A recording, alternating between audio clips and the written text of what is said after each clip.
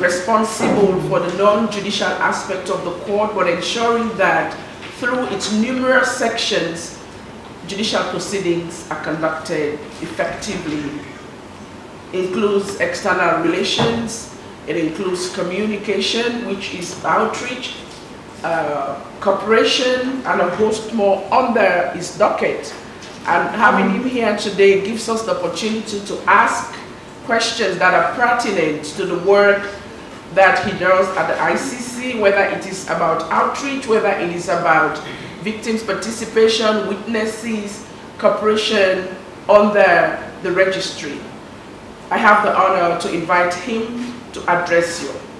After his speech, we shall take a few questions because obviously he has a tight schedule and we would not want to run late in the other meetings. I thank you so much for your understanding. Mr. Registrar, you have the floor. Conversation. Thank you very much. So, again, esteemed members of the press, I extend you my warmest greetings and appreciation for your presence here this morning. This is my first official visit to Uganda since my election as registrar in February 2023. Now, as the principal administrative officer of the court, this visit is part of my routine missions to situation countries, especially where the court has a presence. These days have been and will continue to be very busy and productive, and I wanted to brief you on some of the important engagements I have had. But I will also address you on the recent judicial developments in the cases of Mr. Ongwen and Mr. Joseph Konny before the ICC. Now, in the course of my visit, I have and will continue to have the opportunity to pay visits to senior officials within the Ugandan authorities. I had important engagement with representatives of the diplomatic community and the United Nations. During these engagements, we have discussed matters of mutual interest, and we reaffirm our commitment to cooperation in our pursuit of justice and accountability. Firsthand, the impressive work that every staff member and every member of the team is doing here. I was particularly impressed by their dedication to the court's mission and their unwavering commitment to achieving it. Today I am encouraged by your presence, especially of the journalists who have been covering the ICC since our operations in Uganda started in 2005. Some of you have visited our headquarters in The Hague, attended the trial of Mr. Ongwen, and interacted with various court officials. Your experiences and commitment to objective reporting about the court proceedings have been instrumental in shaping accountability narratives and sharing a reparations order that aims to recognize the harms suffered by victims in respect of the crimes for which Mr. Ongwen was convicted, and help in their healing and rehabilitation. The Chamber set the financial liability for Mr. Ongwen at 52.5 million euros and ordered collective community-based reparations focused on rehabilitation and symbolic or satisfaction measures, consisting of rehabilitation programs and symbolic award of 750 euros for all eligible victims and other community symbolic measures.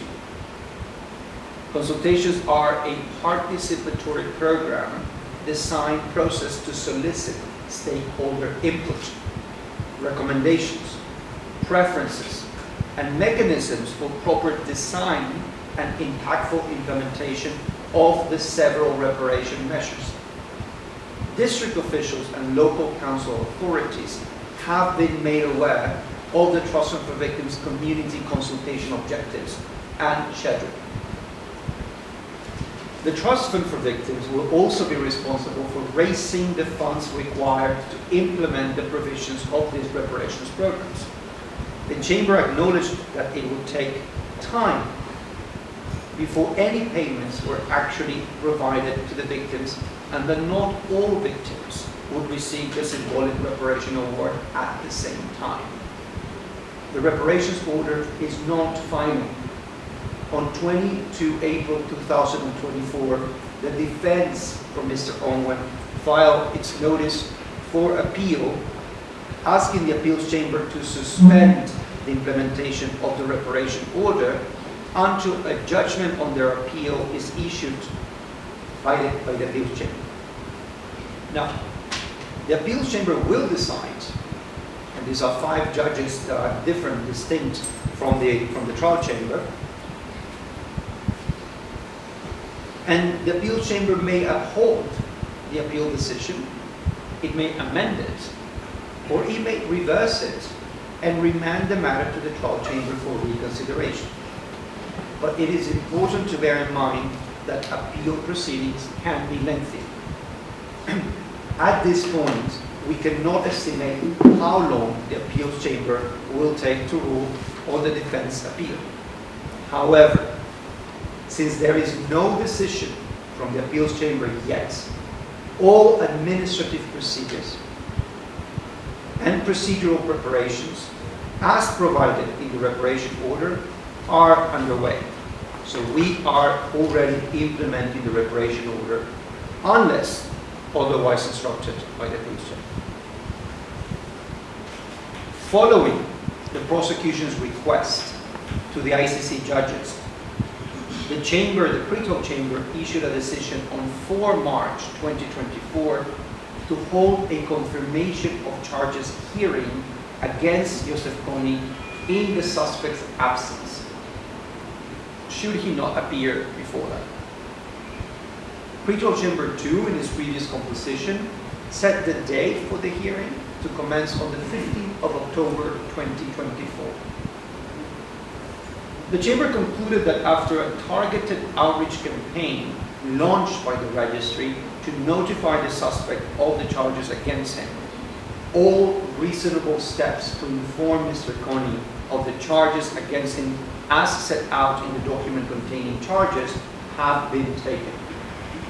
In this decision, the Chamber determined that Mr. Konny qualifies as a person who cannot be found within the interpretation of Article 61(2)(b) of the Rome Statute, and that under the prevailing circumstances, there is cause to hold a confirmation hearing against him in his absence. But let me elaborate a little bit on what a confirmation of charges. It is not a trial, and the case is still under pre-trial phase proceedings. The confirmation of charges hearing is to determine if sufficient proof exists to start a trial. It is a public preliminary hearing where the judges assess and decide whether or not to confirm all or any of the charges brought by the prosecutor against a suspect, in this case, Mr. Konny. The case can be submitted for trial before other ICC judges if the charges are confirmed. And let me just stress this point.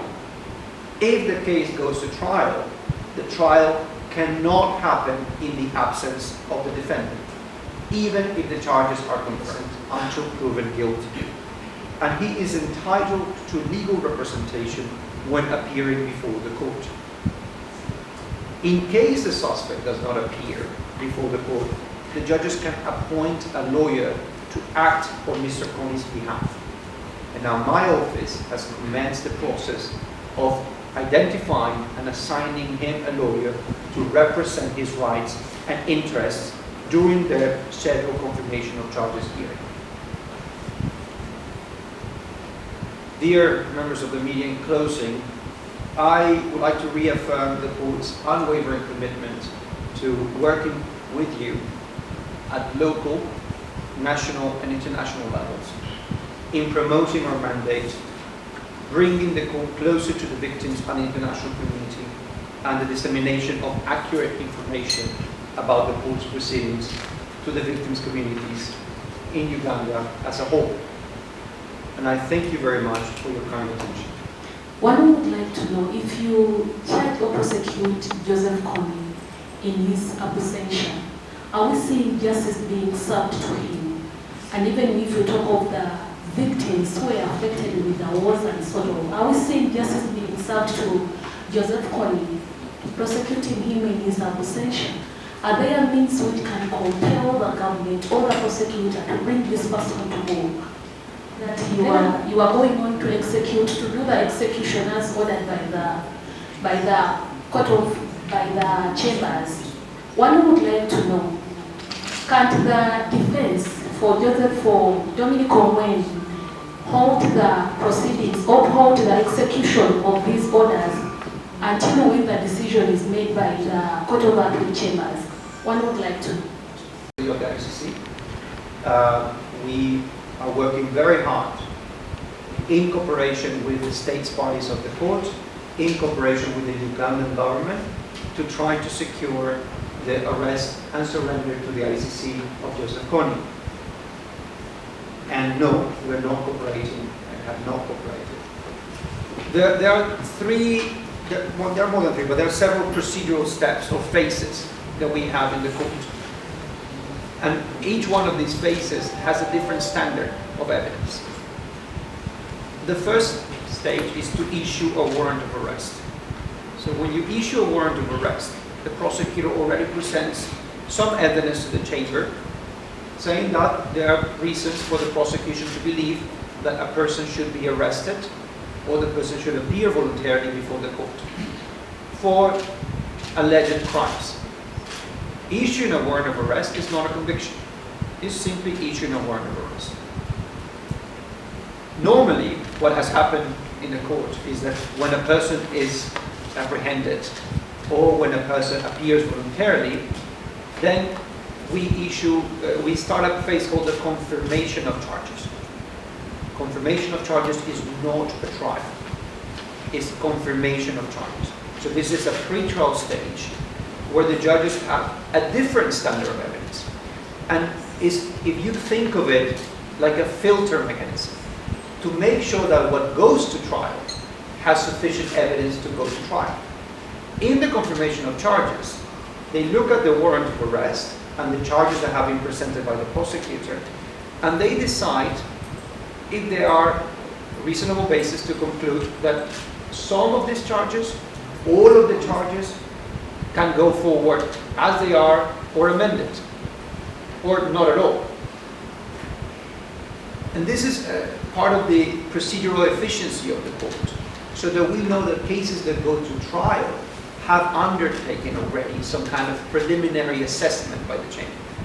But it is Special Forces and the UPDF in 2017 gave up saying that Konny was no longer a threat to Uganda and that his agents had been weakened by the UPDF as the reason as to why they had gave up on the hunt for him. So I'm wondering, why do we have these proceedings now happening? Thank you. If charges are confirmed, there will be no trial unless the suspect appears before the court.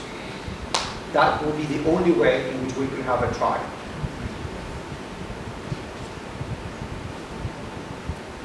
You also asked a question about the possible suspension of the reparation. I'm going to say it very clearly.